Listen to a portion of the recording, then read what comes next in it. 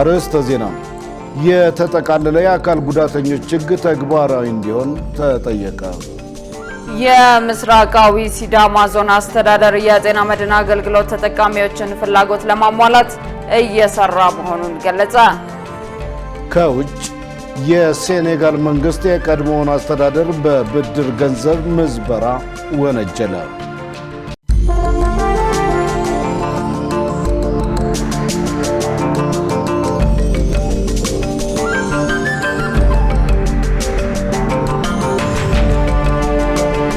ጤና ይስጥልኝ ክቡራን ተመልካቾቻችን፣ ከኢሳት ነጻ ሚዲያ የሰዓቱ ዜና ይዘን ቀርበናል። ትዕግስት ተስፋዬና እኔም ደረጀ ይልማ ዜናው ወደ እናንተ እናደርሳለን። ለምልክት ቋንቋው ደግሞ ዳዊት ጎሳይ አብሮናል። አሁን ወደ ቀዳሚው ዜና አልፋለሁ። የተጠቃለለ የአካል ጉዳተኞች ሕግ ተግባራዊ እንዲሆን ተጠየቀ። የዘንድሮውን የአካል ጉዳተኞች ቀን በትግራይ ክልል ለማክበር ዝግጅት መጠናቀቁም ተገልጿል። ትዕግስት ተስፋዬ አዘጋጅተዋለች። መሰረት ባዩ እንደሚከተለው ታቀርበዋለች። በዓለም አቀፍ ደረጃ ለ34ኛ ጊዜ በኢትዮጵያ ደግሞ ለ33ኛ ጊዜ አካል ጉዳተኝነትን የሚያካትት ማህበረሰብ መገንባት ለተሻለ ማህበራዊ እድገት በሚል መሪ ቃል የአካል ጉዳተኞች ቀን በትግራይ ክልል እንደሚከበር ተገልጿል። ሁነቱን አስመልክቶ የሴቶችና ማህበራዊ ጉዳይ ሚኒስቴርና የኢትዮጵያ አካል ጉዳተኞች ማህበር ኮንፌዴሬሽን በጋራ በመሆን ለመገናኛ ብዙሃን መግለጫ ሰጥተዋል። ከጋዜጠኞች ለተነሱ ጥያቄዎች ማብራሪያ ተሰጥቷል። በዚህም የሚወጡ ረቂቅ ህጎች ለትግበራ መሰረታዊ ምክንያት ምንድነው ተብሎ ለተነሳው ጥያቄ የሴቶችና ማህበራዊ ጉዳይ ሚኒስትር ዴኤታ ሁሪያ አሊ ተከታዩን ምላሽ ሰጥተዋል። የተጠቃለለ የአካል ጉዳተኞች ህግ የሚል የተሰራ እንደነበረና ሂደት ላይ እንደነበረ ነው የተቀላቀልኩት።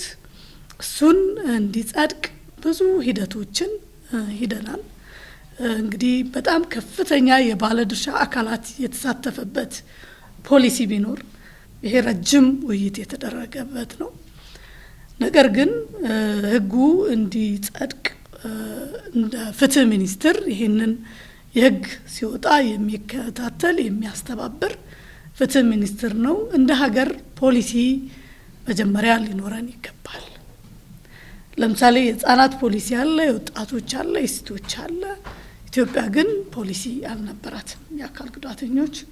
ስለዚህ ፖሊሲው መቅደም አለበት። ፖሊሲው ቀድሞ ለተጠቃለለ ህጉ ማመላከት አለበት የሚል ኮሜንት ሰጡን።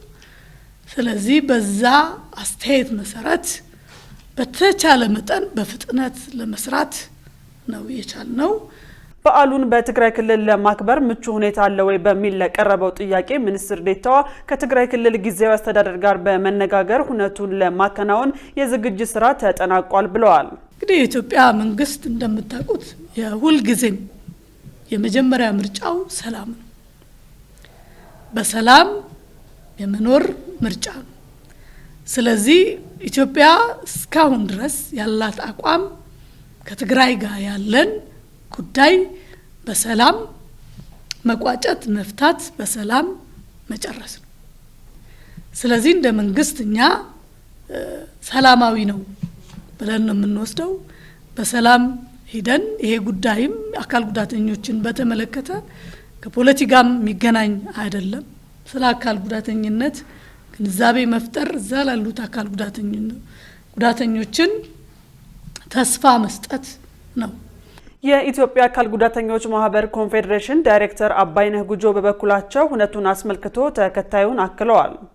ማክበር ዋና ዓላማው ምንድነው? በመጀመሪያ ደረጃ የአካል ጉዳተኞችን ጉዳይ ላይ የተዛቡ አመለካከቶችን ከመቅረፍ ጋር ተያይዞ ግንዛቤ ማሳደግ ስራዎችን የምንሰራበት ነው።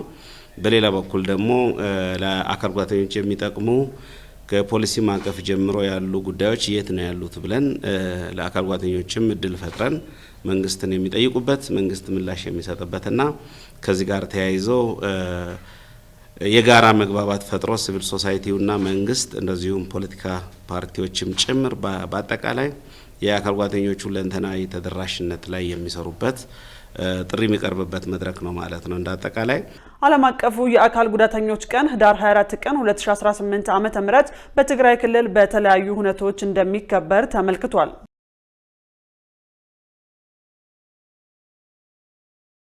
የምስራቃዊ ሲዳማ ዞን አስተዳደር የጤና መድን አገልግሎት ተጠቃሚዎችን ፍላጎት ለማሟላት እየሰራ መሆኑን ገለጸ። ለህብረተሰቡ የሚሰጠውን የጤና አገልግሎት ለማሻሻል በዞኑ የጤና ተቋማት እየተገነቡ መሆኑ ተገልጿል። ገነት ዘዘው ተጨማሪ አላት።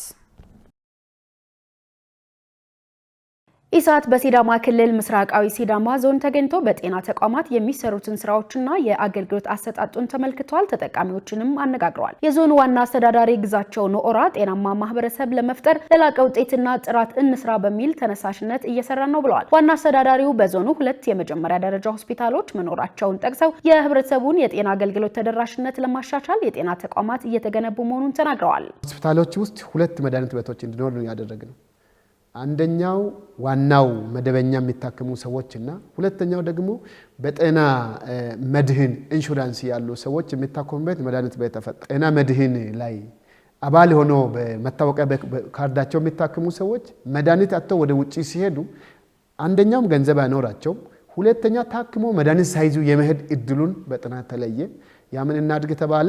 ለብቻቸው መድኃኒት ቤት እንዲኖር ተደረገ። መድኃኒት አቅርቦቱን 2015 ጀምሮ ክልሉ መንግስት 30 ሚሊዮን በላይ ተበጅቶ መነሻው ስለተፈጠረ ያ ደግሞ ሪቮልቭ እንዲያደርግ ለብነት እንዲቀንስ ለብነት ሲታይ ደግሞ እርምጃ ተወስዶ ማረም ያ አንዱ ቦታ ሲታረም ወደ ሌላው ተሞክሮ አድርገን በየወቅቱ ሰነድ መልክ እየተዘጋጀ ጥሩ ሂደት ላይ ነን። አሁንም ማህበረሰባችን ውስጥ ያለው ፍላጎቱ ብዙ ነው። አሁንም ያላሟላው ነው ነገር አለ። ብዙ ማሽኖች እየቀሩ ነው ያሉ፣ ብዙ ገንዘብ የሚፈልጉ። የቦና አጠቃላይ ሆስፒታል ዋና ስራ አስኪያጅ አሸናፊ ቢሊሶ ሆስፒታሉ የተገልጋዮችን ፍላጎት ለማሟላት እየሰራ ይገኛል ብለዋል። የተገልጋይ ፍላጎት ምንድነው? ምን ያስፈልጋቸዋል? ምንን ፍለጋ ወደ ሌላ ቦታ ይሄዳሉ የሚለውን ያንን ፎከስ አድርገን ከአንድ ዓመት በፊት የጨቅላ ህጻናት ሞት በተወሰነ ደረጃ ነበር። ምንድነው ምክንያቱ የሚለውን አጠና። እናቶች የሚወልዱበት ክፍል እዛው ነው። ከፊት ለፊት ደግሞ ጨቅላ ህጻናት ጽኑ ህመም ክፍል ለብቻ አስቀምጠናል ማለት ነው እዛው። እንደ ሆስፒታላችን ደግሞ የጨቅላ ህጻናት ሞት እጅጉን ቀንሷል። ዋና ስራ አስኪያጁ አያይዘውም የጤና መድን አገልግሎት ተጠቃሚውን አሃዛዊ ቁጥር ለመጨመር ተገልጋዩ የሚያነሳውን የመድኃኒት አቅርቦት እጥረት፣ የአገልግሎት አሰጣጥ ክፍተትና ሌሎች ተያያዥ ጉዳዮችን ተለይተው ችግሮቹ መፈታታቸውን ተናግረዋል። ጤና መድን የሚቆርጡ ሰዎች በቁጥር እንዲጨምሩ እንደ ተቋም ምን ማድረግ አለብን የሚለውን እንደ ቦና አጠቃላይ ሆስፒታል በማኔጅመንት አግሪ አርገን በቦርድም አግሪ አርገን ለየን ችግር። ስለዚህ እንደ ተቋም ለማን መዘጋጀት አለብን? ማን ነው ለኛ ኮንፊደንሻል ሆነን የምንጠብቀው ከስተመራችን ማን ነው የሚለውንም ለየ። የጤና መድን ተገልጋዮች አገልግሎት የሚያገኙበት ወይንም የክፍያ ሬጂስትሬሽናቸውን እዛ አስመዝግበው የሚወጡበትን ስርዓት አዘጋጅ። አሁን ከዛ ወዲህ የተገልጋይ እርካታም ወደ 97% በሚባል ደረጃ ከፍ ብሏል ማለት ነው። በተቋሙ አግኝተን ካነጋገርናቸው የጤና መድን ተጠቃሚዎች መካከል አንዷ በበኩላቸው በሆስፒታሉ ስለሚያገኙት አገልግሎት እንዲህ ሲሉ ይናገራሉ። እቺ ነገር ትንሽ ትመስላለች፣ ብዙ ህይወት አድናለች። ሀገራችን አሁንም በሰፊ እቺ ጤና መድን እየተራመደች አትታጠፍብን። እየታከምኩ ያለሁት ኪሴ ልክ ሳይሆን በበሽታዬ ልክ ነው። እንኳን ሌላ ነገር ቀርቶ አልጋ ራሱ የሚከፍል ቢሆን 27,000 ብር ነው የሚሆነውና ሁሉንም አገልግሎት በነፃ ነው እያገኘው ያለሁት። ማንም ቢሆን በዚህ አባል ሆኖ ተጠቃሚ ቢሆን እመክራለሁ። የበንሳ ወረዳ ምክትል አስተዳደርና ጤና ጥበቃ ጽሕፈት ቤት ኃላፊ ደበበ ደገፉ ደግሞ የህብረተሰቡን ጤና ለማሻሻል እንዲሁም ጽዱና ምቹ አገልግሎት ለመስጠት በወረዳው 25 የጤና ተቋማት ጥገናና እድሳት እንደተደረገላቸው ተናግረዋል። የእናቶችና ህጻናት ሞትን ከመቀነስ አንጻር ማህበረሰቡ የንቅናቄ ስራ በደንብ ተሰርቶ ጤና ኤክስቴንሽኖች ቤት ለቤትም እየሄዱ ለምሳሌ እናቶች ወደ ጤና ጣቢያ መጥቶ እንዲወልዱ እዛ በጤና ኬላ የእናቶች ፎረም ወይም እርጉዝ እናቶች ፎረም አለ። እሱን በየወሩ አንዳንዴ በሁሉም ቀበሌ የሚደረግበት ሁኔታ ነው ያለው።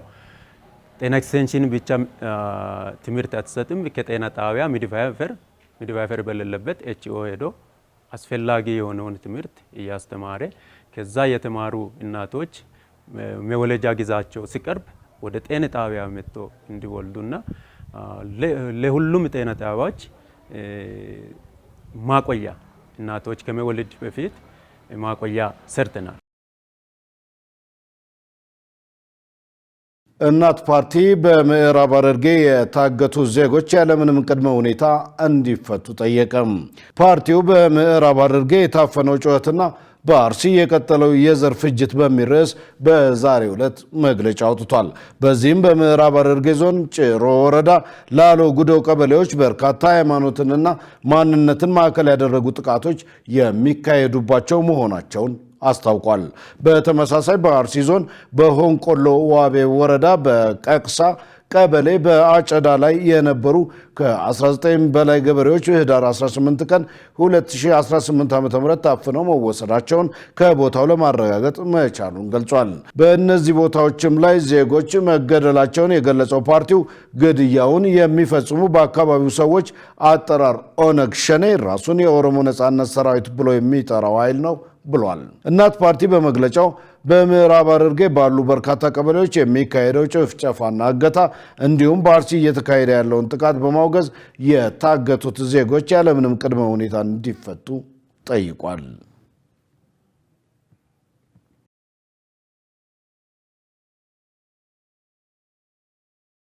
ክቡራን ተመልካቾቻችን ከኢሳት ነጻ የህዝብ ሚዲያ ዜናዎቻችን አሁንም እንደቀጠሉ ናቸው። በቀጣይነት የቢዝነስና ኢኮኖሚ መረጃዎችን ወደ እናንተ እናደርሳለን። መሰረት ባዩ እየጠበቀችን ነው።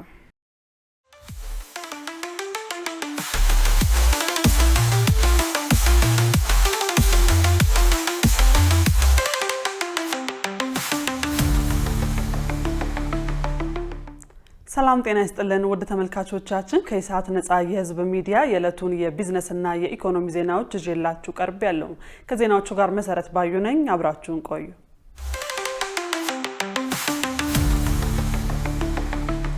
የኢትዮጵያ ብሔራዊ ባንክ የስታንዳርድ ባንክን ተወካይ ጽህፈት ቤት ፍቃድ አደሰ። የኢትዮጵያ ብሔራዊ ባንክ በተሻሻለው የባንክ ስራ አዋጅ መሰረት በአዲስ አበባ ለሚገኘው የስታንዳርድ ባንክ ተወካይ ጽህፈት ቤት አዲስ የስራ ፍቃድ በይፋ ሰጥቷል። በአዲሱ አዋጅ መሰረት የውጭ ባንኮች ተጠሪነት ለኢትዮጵያ ብሔራዊ ባንክ ሆኗል። በዚሁ መሰረት ካሁን በኋላ የውጭ ባንኮችን የሚወክሉ ጽህፈት ቤቶችን ፍቃድ የሚያድሰውና አሰራራቸውንም በበላይነት የሚቆጣጠረው የኢትዮጵያ ብሔራዊ ባንክ ሆኗል። ይህ ተግባር እና ኃላፊነት ቀደም ሲል ለንግድና ቀጣናዊ ትስስር ሚኒስቴር የተሰጠ እንደነበር ይታወቃል። ካሁን በኋላ የሚመጡትን አዲስ ማመልከቻዎች መርምሮ ፍቃድ መስጠትም በአዲሱ አዋጅ መሰረት የኢትዮጵያ ብሔራዊ ባንክ ኃላፊነት መሆኑን ብሔራዊ ባንኩ ገልጿል። የተወካይ ጽህፈት ቤቶች ሚና የገበያ ጥናት ማካሄድ፣ ማስተዋወቅና ትስስር መፍጠር ብቻ በመሆኑ የባንክ አገልግሎት የመስጠት ስልጣን የሌላቸው መሆኑን ባንኩ ባወጣው መረጃ ገልጿል። ኢትዮጵያ የዓለም ንግድ ድርጅትን አባልነት ድርድር በመጪው መጋቢት ወር ለማጠናቀቅ እየሰራች መሆኑን የንግድና ቀጣናዊ ትስስር ሚኒስቴር አስታወቀ። የኢትዮጵያ የዓለም ንግድ ድርጅት አባልነት ሂደት ወሳኝ አካል በሆነው የሁለትዮሽ የገበያ እድል ከአውሮፓ ህብረት ጋር በቴክኒክ ደረጃ ውጤታማ ድርድር መደረጉን የንግድና ቀጣናዊ ትስስር ሚኒስቴር አስታውቋል። ድርድሩ በዋናነት በእቃዎችና በአገልግሎት ንግድ ላይ ያተኮረ ሲሆን ወደ ስምምነት በሚወስዱ ጉዳዮች ላይ ፍሬያማ ውይይት መደረጉ ተገልጿል። በቀጣይም ቀሪዎቹን ጉዳዮች በማጠናቀቅ በጥቂት ሳምንታት ውስጥ ድርድሩን ለመቋጨት እየሰራ መሆኑን ሚኒስቴሩ ለኤፍኤም 97.1 በላከው መረጃ ገልጿል። ድርድሩ የሁለትዮሽ የንግድ ትስስርን ይበልጥ ለማሳደግ ትልቅ አቅም እንደሚፈጥርም ተመልክቷል። ባለፉት ጥቂት ወራት ውስጥ ከቱርኪ፣ ከአርጀንቲና፣ ከቻይናና ከሩሲያ ጋር የሁለትዮሽ የገበያ እድል ስምምነት መፈረሙን ሚኒስቴሩ አስታውሷል። ታማኝ ግብር ከፋዮች ገበያን በማረጋጋት ረገድ የበኩላቸውን ሚና ሊወጡ ይገባል ተባለ። የደቡብ ምዕራብ ኢትዮጵያ ሕዝቦች ክልል ገቢዎች ቢሮ የ2017 በጀት ዓመት ሶስተኛ ዙር የግንባር ቀደም ግብር ከፋዮች የእውቅናና ሽልማት መርሃ ግብር አካሂዷል። የክልሉ ርዕሰ መስተዳደር ዶክተር ኢንጂነር ነጋሽ ዋጌሾ በዚህ ወቅት እንደገለጹት ኢትዮጵያ በኢኮኖሚ ካደጉ ሀገራት ተርታ እንድትሰለፍ ለማድረግ የግሉ ዘርፍ ተሳትፎ ከፍተኛ ሚና ይጫወታል ብለዋል። በተጨማሪም ታማኝ ግብር ከፋዮች ገበያን በማረጋጋት ረገድ የበኩላቸውን ሚና ሊወጡ ይገባል ሲሉ አሳስበዋል። በክልሉ በግብርና ኢንዱስትሪና በሌሎች ዘርፎች የሚሳተፉ አልሚዎችን የማበረታታቱና የመደገፉ ስራ ተጠናክሮ እንደሚቀጥል ተናግረዋል። እውቅናና ሽልማት የተበረከተላቸው ታማኝ ግብር ከፋዮች ግንባር ቀደም ግብር ከፋዮች ብቻ ሳይሆኑ አምራች፣ አቅራቢና ገበያ የሚያረጋጉ መሆናቸውንም አንስተዋል። ርዕሰ መስተዳደሩ በክልሉ በተለያዩ ዘርፍ መሰማራት ለሚፈልጉ ባለሀብቶች ምቹ ሁኔታ መፍጠር መፍጠሩን ጠቁመው አልሚዎች እድሉን በመጠቀም በልማት ስራ ላይ እንዲሳተፉ ጥሪ አቅርበዋል። የክልሉ ገቢዎች ቢሮ ኃላፊ ህይወት አሰግድ በበኩላቸው በክልሉ የሚሰበሰበው ገቢ በቴክኖሎጂ የታገዘ እንዲሆን የተለያዩ የአሰራር ስርዓት እየተዘረጋ ነው ብለዋል። ውድ ተመልካቾቻችን አሁን ደግሞ በእለቱ በተመረጡ ባንኮች ያለውን የውጭ ምንዛሬ ዋጋና የብሔራዊ ባንክ የወርቅ ግብይት መረጃ ተከታትለን እንመለስ።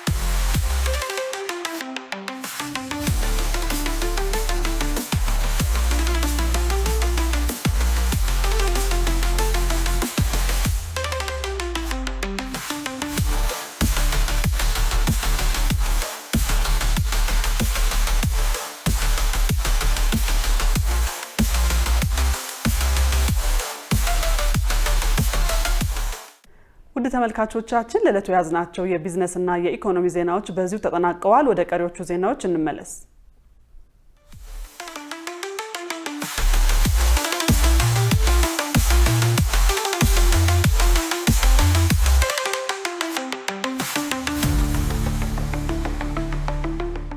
ክቡራን ተመልካቾቻችን ከኢሳት ነጻ ህዝብ ሚዲያ ዜናዎቻችን አሁንም እንደቀጠሉ ናቸው። በቀጣይነት የውጭ ዘገባዎችን ወደ እናንተ እናደርሳለን። የሴኔጋል መንግስት የቀድሞውን አስተዳደር በብድር ገንዘብ ምዝበራ ወነጀለ።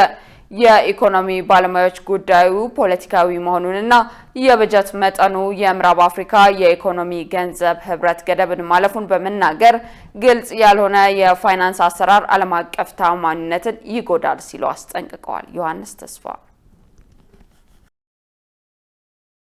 በሴኔጋል የተነሳው የብድር ዕዳ ክርክር በከፍተኛ ሁኔታ ውጥረት ፈጥሯል። በአሁኑ ወቅት በስልጣን ላይ ያለው መንግስት ደግሞ በቀድሞው አስተዳደር ላይ ጣቱን በመቀሰር በዕዳ ስም ከፍተኛ ምዝበራ ሲፈጽም እንደቆየ ጠቅሶ በዚህም ምክንያት ክስ አቅርቦበታል። የኢኮኖሚ ባለሙያዎች በበኩላቸው የሴኔጋል የዕዳ ችግር ከኢኮኖሚ ይልቅ ፖለቲካዊ ነው በማለት አጥብቀው ይከራከራሉ። ለዚህ ደግሞ የምዕራብ አፍሪካ የኢኮኖሚና የገንዘብ ህብረት የሚደነግጋቸው ህጎች አሉ። በሌላ በኩል ደግሞ ግልጽነት የሚያስፈልጋቸው የዓለም የገንዘብ ተቋምና የዓለም ባንክ ህጎች አሉ። ችግር አለ የምንለው በዚህ ረገድ ብቻ ነው በማለት ምክንያታቸውን እንዲህ ያስቀምጣሉ።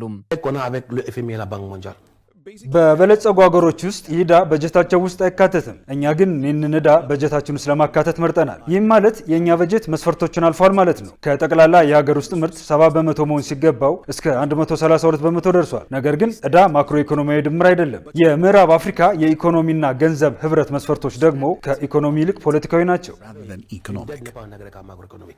የዓለም አቀፉ የገንዘብ ተቋም IMF የልዑካን ቡድን በሴኔጋል መንግስት የተተቸውን የኢኮኖሚና የዕዳ ችግር መርምሮ ከውሳኔ ላይ ለመድረስና ሀገሪቱ ከገባችበት ቅርቃር እንድትወጣ ለማገዝ በሚል የመስክ ጉብኝት አካሂዷል። IMF የሴኔጋልን ተልዕኮ አጠናቋል። በጣም ውጤታማ ነበር። እንደ አንዳንድ የአፍሪካ ሀገሮች ሁሉ ሴኔጋል ጉልህ የሆነ የተደበቀ የዕዳ መጠን ይዛ ተገኝታለች። ይህ ዕዳ ከዓለም አቀፍ አጋሮች ጋር የተያያዘ ነው። ይህ ማለት ዓለም አቀፍ አጋሮቿን እንዲሁም የባለ ብዙ ወገን ወዳጆቿን የተሳሳተ የዕዳ አሃዝ በመስጠት የልማት ጥረቷን አበላሽታለች። በዚህ ምክንያት ነው IMF በቅርቡ ሴኔጋልን በጎበኘበት ወቅት ምንም አይነት ድምዳሜ ያላደረገው። ነገር ግን ጉብኝቱ ሴኔጋልን በፕሮግራሞቹ ለማካተትና ለመደገፍ እንዲችል መሰረት ጥሏል። ትላልቅ የጋዝ ክምችቶችን በቅርቡ በገፍ ካገኘችና እንደ ግብርና ያሉ ዘርፎችን በፍጥነት እያሳደገች ካለች ሀገር በቀጣዮቹ ወራት ከ4.5 እስከ 5 በመቶ እድገት ይጠበቅባታል። ነገር ግን የህዝብ ሀብት ግልጽ በሆነና አሳማኝ በሆነ መንገድ እንዳልተመራ መቀበል አለባቸው እየተባለም ይገኛል። የሴኔጋል ኢኮኖሚ በግብርና በነዳጅና በጋዝ በተወሰነ ደረጃም በቱሪዝም የተነቃቃ ጠንካራ አፈጻጸም አሳይቷል። በዚህ ዓመት አብዛኞቹ ዓለም አቀፍ አጋሮች ከነዳጅ ወጪ ያለው የሴኔጋል ኢኮኖሚ ከ4.7 በመቶ እስከ 5 በመቶ እንደሚያድግ ተነብያሉ። ነዳጅና ጋዝን ካካተቱ ደግሞ የኢኮኖሚ እውነተኛ ጠቅላላ የሀገር ውስጥ ምርት እድገት በአማካይ ከ7.9 በመቶ እስከ 8.5 በመቶ ሊደርስ ይችላል። ስለዚህ የሴኔጋል ኢኮኖሚ ጠንካራ ነው። በተጨማሪም የሀገሪቱ ኢኮኖሚ እየጨመሩ የመጡ የተለያዩ የገቢ ምንጮች አሉት የሚሉት ባለሙያዎቹ በሚቀጥሉት 10 ዓመታት ከፍተኛ ገቢ ያላት የመሆን እምቅ አቅም እንዳላት ያነሳሉ። ይህ ግን የሚጀምረው የህዝብ ሀብት አስተዳደር ከሽፏል የሚለውን በመቀበልና ይህንን በማረም ነው። ስለዚህ ባለስልጣናት ለግልጽነትና ለበጀት ስርዓት ተግባራዊነት ያላቸውን ቁርጠኝነት ማድነቅ አለብን ይላሉ። ዕዳው በራሱ ችግር ባይፈጥርም መደበቁ ከዓለም አቀፉ የገንዘብ ተቋምና ከሌሎች የባህር ማዶ አጋሮች ጋር የሚኖራትን ግንኙነት በማሻከር የሴኔጋልን ታማኒነት ይጎዳል። ይህንን ሁኔታ ሰፋ አድርገን ስንመለከተው ደግሞ የአፍሪካ ሀገራት ዓለም አቀፍ ገበያዎችን እንዳያገኙ እንቅፋት ይሆንባቸዋል። ዜናውን ስናጠናቅር ሲጂቲኤንን ዋቢያችን አድርገናል።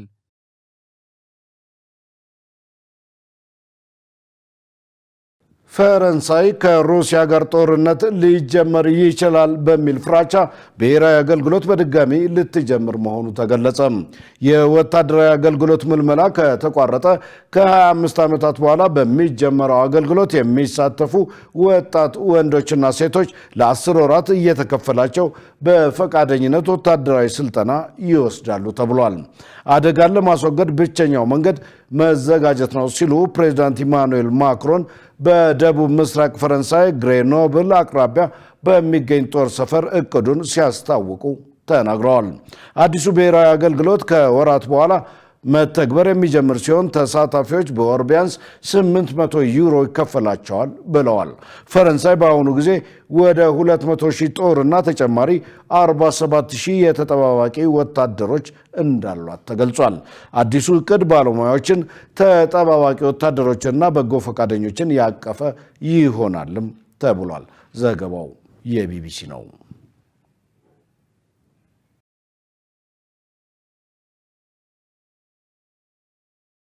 ውድ ተመልካቾች ከኢሳት ነጻ ህዝብ ሚዲያ የሰዓቱ ዜና ወደ እናንተ መድረሱ እንደቀጠለ ነው። አሁን ደግሞ የስፖርት ዘገባዎችን ወደ እናንተ የምናደርስበት የአየር ጊዜ ላይ ደርሰናል። ሙሉ ቀን ሰለሞን ይጠብቀናል። ወደዛው እንለፍ። ለጤንነት፣ ለምርት፣ ለወዳጅነት ሰላም ጤና ይስጥልን ተመልካቾቻችን፣ ከኢሳት ነጻ የህዝብ ሚዲያ ለዕለተ ዓርብ ያዘጋጀናቸውን ስፖርታዊ መረጃዎች ይዘን ቀርበናል። ከመረጃዎቹ ጋር ሙሉቀን ሰለሞን ነኝ።